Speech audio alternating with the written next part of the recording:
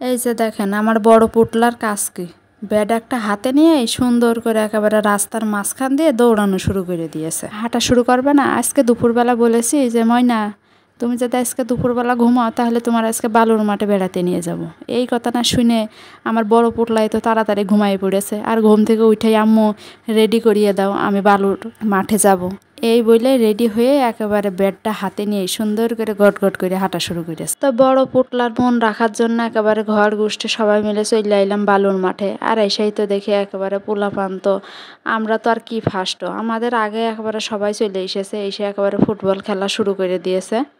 তা কন্যারে কইলাম যে কন্যা নাও, এখন যত খুশি খেলো, বালু মাখো, খাও, গায়ে দাও, গোসল করো, সব করো আর খেলা করো। তা সবাই বলে এই বালুর মাঠটা নাকি আসলে একটা কলেজ বা ভার্সিটি হবে। তা যাই হোক, ভার্সিটি যখন হয় হবে নি, পোলাপান তো আগে খেলে হাউস মিটুক। ও আল্লাহ, এদিকে তাকায় দেখে বাপ বেটিয়ে মিলে এরা কি কাণ্ড কারখানা শুরু করেছে। তাই দেখো ওদের কাণ্ড কারখানা দেখে আমি যেই না মাইকের মতো একটু আওয়াজ তুলেছি, আর অমনি তো আমার মেয়ে দৌড় দিয়ে আমার কাছে চলে এসেছে। এসেই বলছে যে আম্মু দেখো আমরা কি করি।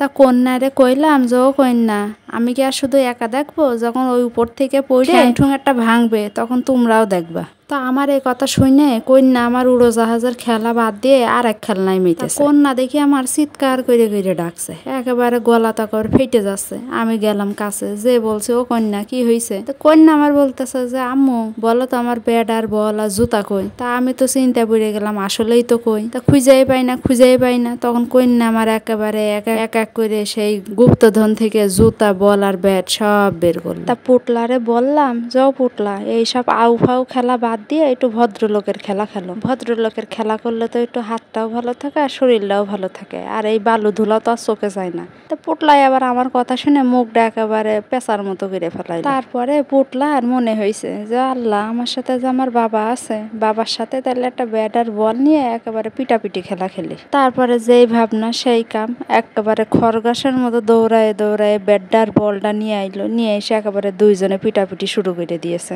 ওই যে বাপে জোরে জোরে পিটায় আর মেয়ে খরগোশের মতো দৌড়ায় দৌড়ায় একেবারে নিয়ে চলে আসছে বল। তা বড় পুটলার ইতিহাস তো অনেকক্ষণ ধরে বললাম, তা এখন একটু ছোট পুটলার ইতিহাস বলি। কি আর বলবো বলেন, এই এতে মুখখানা দেখে মায়াও লাগে।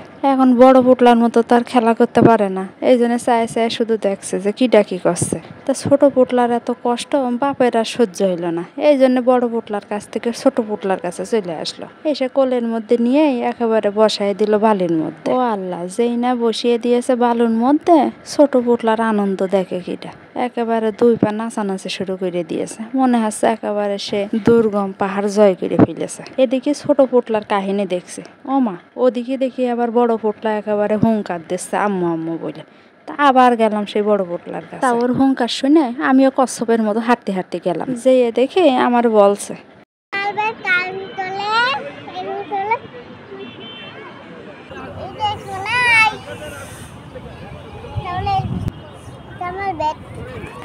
দেখি তোমার ব্যাট আছে কিনা, বলটা দেখি। তা অনেক খোঁজাখুঁজি করার পরে ব্যাটটা পাওয়া গিয়েছে, কিন্তু এখনো বলটা নিখোঁজ আছে।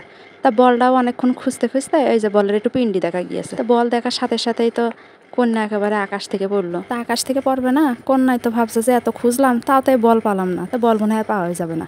তো হঠাৎ যখন বলের পিন্ডি দেখা গিয়েছে, তা সে একেবারে চরম খুশি। যাই হোক, অনেক পিটাপিটি লুকোলুকি হইলো, এখন বাড়ি যাবো। অমা, এদিকে আবার কন্যা কি করছে, তার ব্যাটটা তার বাপের মোটরসাইকেলের পাশায় ঝুলাই রাখছে। এটা কোনো কথা? ওই যাবে দৌড়ায় দৌড়ায় যাচ্ছে, যে আবার ব্যাটটা নিল। তাই এতক্ষণ মূল্যবান সময় দেওয়ার জন্য অসংখ্য ধন্যবাদ। আল্লাহ হাফেজ।